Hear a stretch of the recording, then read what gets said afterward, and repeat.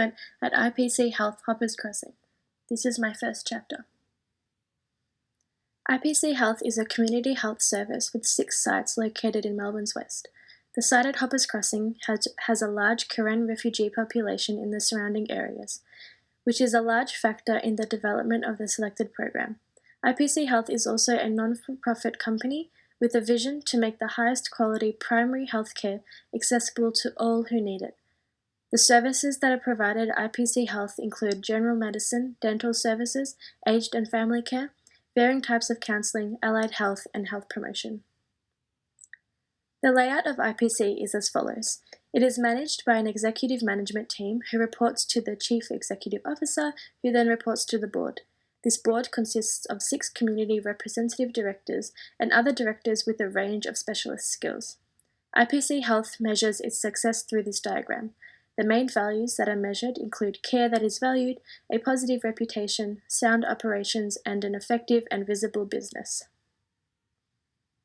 The role of the dietitian at IPC Health involves individual patient assessments, group interventions, and program development. According to the IPC website, dietitians' aims are basically put down to assist in choosing healthier foods and assist in managing health conditions.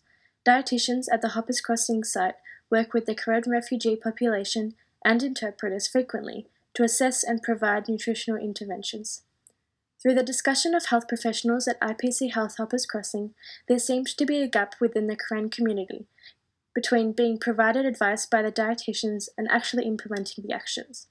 This was due to a lack in knowledge about accessing foods that are more common in Australia and their supermarkets. This was also a factor that led to the implementation of the supermarket tour program, in an aim to reduce the number of dietetic appointments by increasing knowledge and confidence within the community. The supermarket tour was first implemented in October of 2017 and is conducted twice a year, once in March and the other in August. The target group is the Karen refugee community. Initially, the supermarket tour covered all content in one session. This has changed to 5 sessions spread over 5 weeks, as a result that there was too much content being discussed in too short of a period. These are the stages of the program management cycle and the specifics related to this project. The needs assessment involves information about the Karen community in Australia, refugee barriers, and health outcomes and supermarket tour outcomes. Planning that is involved in this project include booking the pre-tour evaluation survey sessions and booking the focus group survey sessions. The processes involved in the evaluation and dissemination stage include the completion of these surveys that were just mentioned.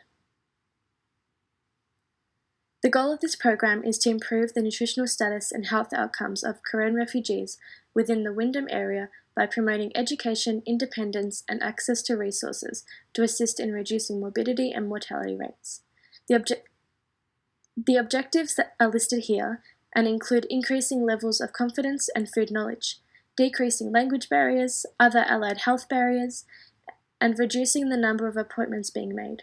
All the objectives include the time period of 3 to 6 months post-program.